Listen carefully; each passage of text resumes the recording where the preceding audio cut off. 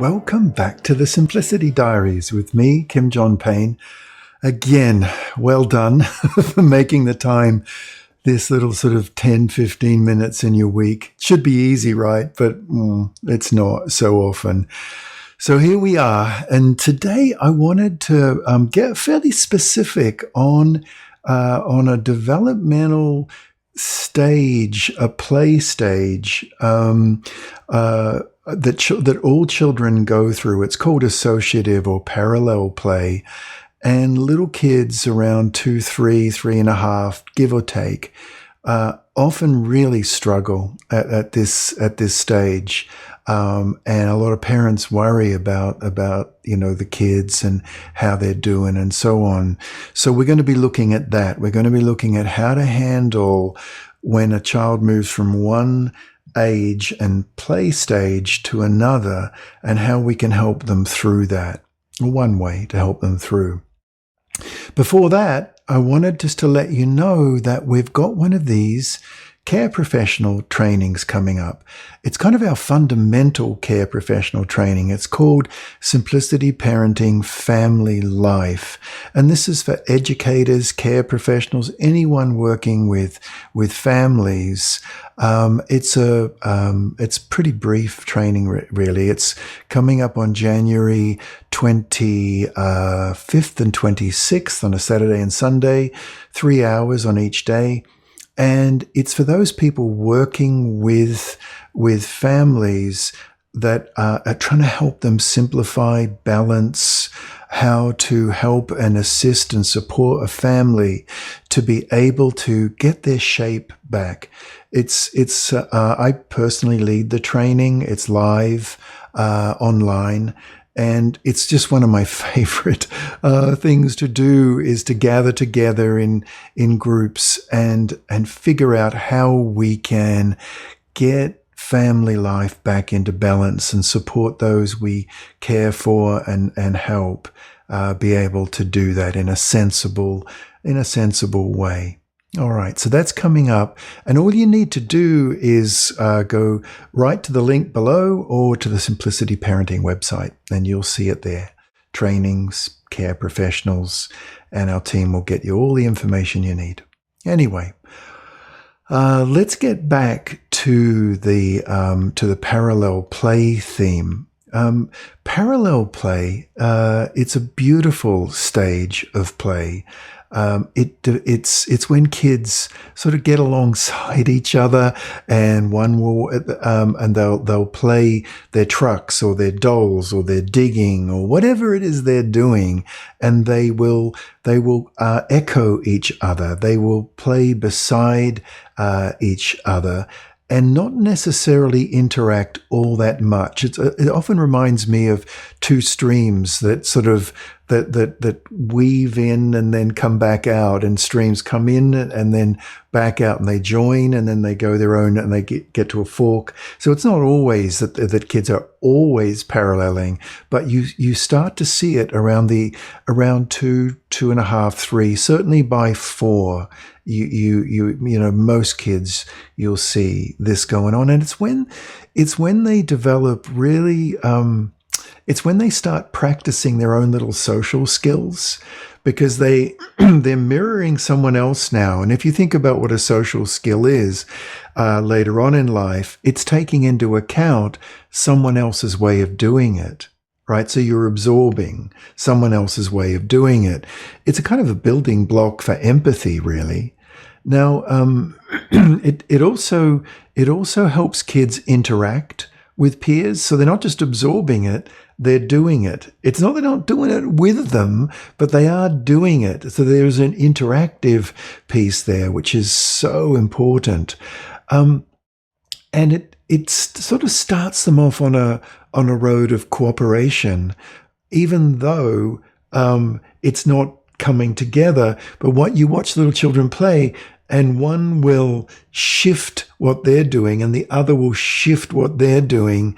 And you can see the little buds of cooperation happening.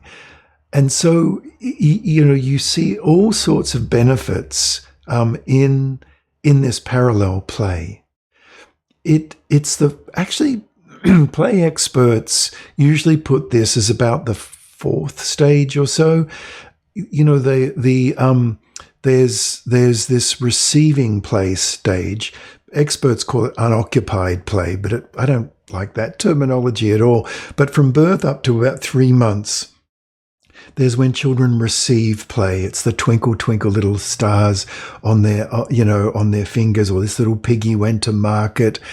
And you're doing it with them and you're touching their toes or their nose, and a lot of body geography is going on, but also they're receiving your warmth and your love, but also your playfulness. It's a gorgeous stage up until 3, 4 months or so.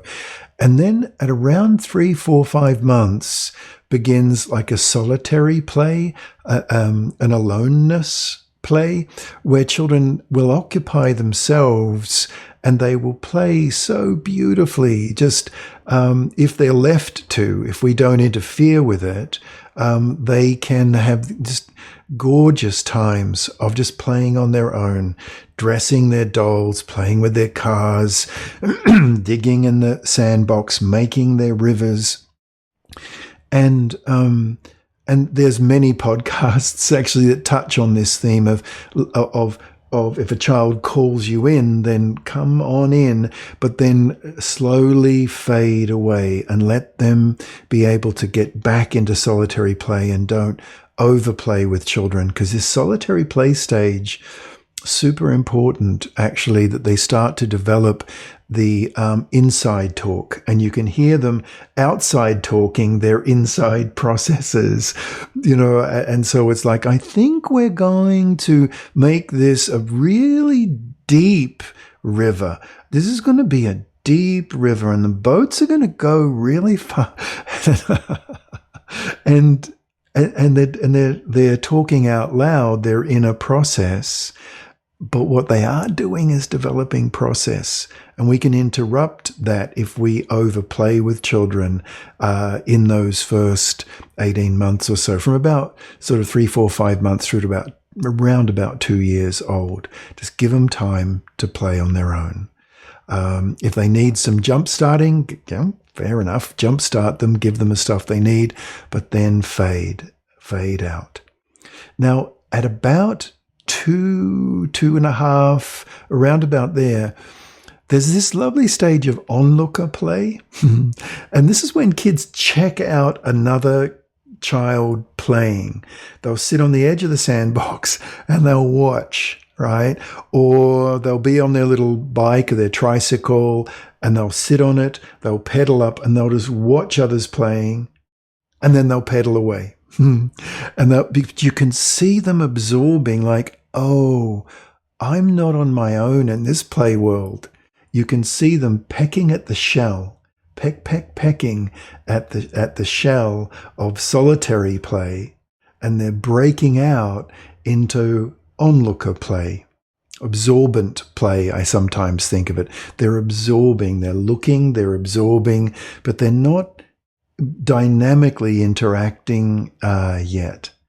Now, here it comes at about 3, give or take, through to about 3.5, 4, 5. It can go through to about 4.5, sometimes 5, but usually around 4 is parallel play, or some people call it associative play, where, as I mentioned, little kids will echo each other. They'll come alongside each other, and they will play together a little bit, but they're not really doing that. They're paralleling each other, and it's lovely. Sometimes the paralleling of each other, they'll parallel stuff you kind of wish they wouldn't do. And it's a lot of the time when kids bring words home that you think, wow, where did they get that from? Well, that's usually around sort of 2.5, 3, 4 years old, because they're paralleling language. They're not just paralleling play, they're paralleling language development, and they can bring home some fairly colorful language. And sometimes parents ask me, is that normal? Like, we don't like that. And I'll say, yeah, it's completely normal. And if you look at what they're doing with their play, they're doing exactly the same thing as they are doing with their language. So don't worry if they do it. I mean, you're going to have to put some boundaries in place, right? But they are paralleling language. But this is the parallel play stage. We'll come back to that in a minute. Then around about sort of 4.5, 5, you see cooperative play start. And this is where children get more dynamically involved with each other. Right, so and you see them playing dress-ups together. You see them rehearsing the play. You see them negotiating the play, and it's the early stage. The latter stage of cooperative play is scripting play around 4, 5. Some kids earlier, some kids later, but they're like you be like the scary cop and I'll be like the really kind fire guy and you do, and they spend so long scripting it all out and then they play it. Right. I once heard a little boy say, well, I'm going to be the fire guy. And he went off and got a red feather scarf. This thing was just magnificent, like this red feather scarf. And another child said, fire guys don't wear red feather scarves. And this little boy said, well, this one does. And then they all agreed that was okay. This one does. And off they went. It was gorgeous. That's more cooperative play, and there are little sub-stages in that. Okay, so then to explore parallel play a little bit more, and this is why I'm talking about it today. This image of this metaphor of what kids do when they're coming out of one stage of play, coming into another, is it can get a bit disruptive. They can, it's like that metaphor of pecking out the shell, right? I'll see children doing this and they're pecking out of the parallel play stage and they're going to this, they're going to this sort of onlooker stage and they briefly go through that for about 6 months and they start then wanting to engage from the onlooker, either the parallel or the onlooker stage, the absorbent stage, and they're pecking out of that shell like a little birdie, and they start moving into other children's play, and they can do it in a way that's not very elegant. They can do it in a way that's disruptive because they don't know how to do it yet. And bless their little hearts, they're just figuring it out. And sometimes it can look really disruptive and they'll go back and they'll do it again, and if we can see that as their little ways of first trying to come into cooperation, and sure, they're getting it, I don't know if they're getting it wrong, but I don't think it's wrong, but it's just, they're not doing it sort of so, beautifully yet. It's a little bit, it's just a little bit teetering and tottering this way and that way, bit destructive, bit disruptive, but they are trying. And if we understand that at around about 3 or 4, that they're trying, they're trying to come into parallel play and they're not quite sure. The same is true when children move from this kind of associative or parallel play when they move into cooperative play. Then they're pecking out, you see, of another shell, right? And they don't quite know how to cooperate. They don't know how to do it yet.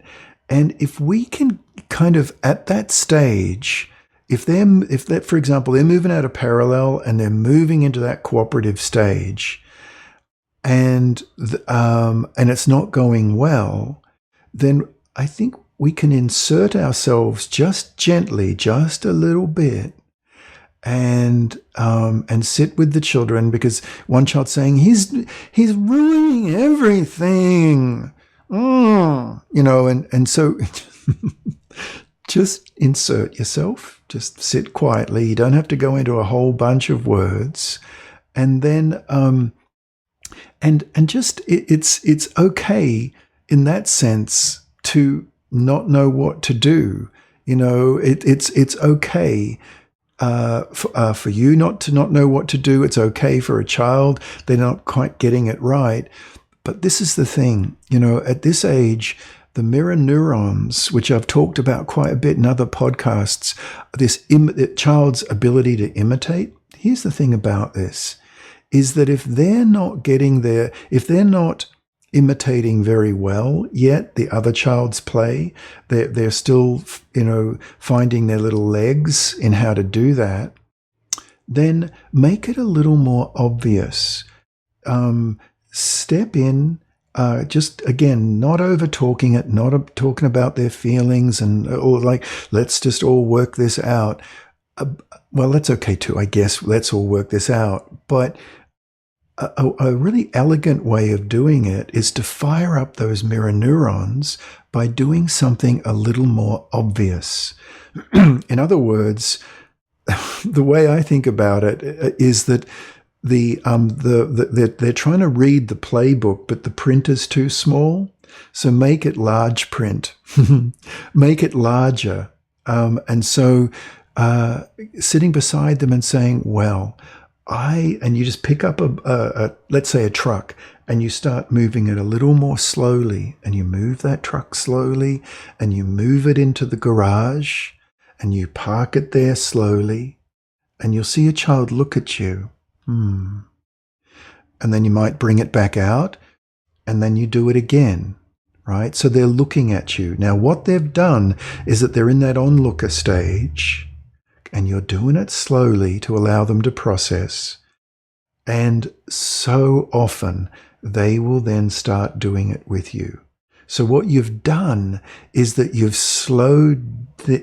basically slowed it down and enlarged the metaphoric print. You're now in large print parallel play. And you've slowed it down. You've made it a little more obvious what's going on, and let them come right beside you and start to parallel with you. Now, at this stage, the child the older sibling or an older child in a kindergarten, whatever, they're now happy because they're able to get on. And then once they're doing it with you, they're moving their truck backwards and forwards with you, you can then just sit quietly, hold the truck, just sit quietly, or even sit back a little bit, literally physically move back, and now open up their field of vision to the other child, and then open up the field of vision to paralleling them. Now, here's one just last thing. If a child's going to burst back into being disruptive, lean forward again, and you parallel the other child. Do you get it? You parallel what the older child or the other child is doing, but you slow it down. You slow it down, you make it obvious, and then allow the disruptive one, so-called disruptive one, to copy you, copying them. So, and you don't have to do that for very long before you can sit back again, and off they go with their paralleling. And both children are much happier for the whole the whole experience. And you've said maybe 3 or 4 words in the whole exchange. But what you've done is that you've taken a child into this beautiful associative play towards the cooperative play. And you can, when kids are really engaging into deep cooperative play, this is the last little point here, and a child coming from parallel to cooperative, right? You got it? It's a further stage. If they're messing that up, if you've got a little sister who's messing up, like a 3-year-old who's messing up the 5-year-old's play, then insert yourself again and do exactly the same thing. If they're playing dress-ups, slow it down. Take 1 or 2 of the dress-ups, this is by way of example, and you start now going into cooperation with the child who was being disruptive and saying things like, well, I think that crown is a beautiful, I think, yeah, that would be, oh, you want me to wear it? Okay, I can do that. What crown are you going to wear? Now, there'd been a big dispute about crowns. But now you're talking to the child, and the 5 or 6-year-old is able to get on and do their dress-ups, their fancy lady dress-ups with their necklaces, or fancy gentlemen with their beads, or whatever they're doing. But you're now inserting yourself, slowing down the play. So just as you slowed down the paralleling, now you're slowing down the cooperative. And what you're doing is basically calibrating with a child's neurological ability to process. Only you're doing it in the simplest, loveliest way. It doesn't need a lot of words. Don't get overly animated and goofy about it, just quietly. And so this way of inserting, slowing it down, is a way to be able to help a child who's breaking through into a new play stage. Okay, I sure hope that was helpful. Don't forget, though, the Care Professionals Training, Jan 24th, 25th. Look, if you're listening to this and that's already done, don't worry about it. We have 4 of these a year. Just go onto the website, click interest list, and the team here will be right in touch with you when these trainings come up every year. They circle back around. All right, that's it for now. Bye-bye.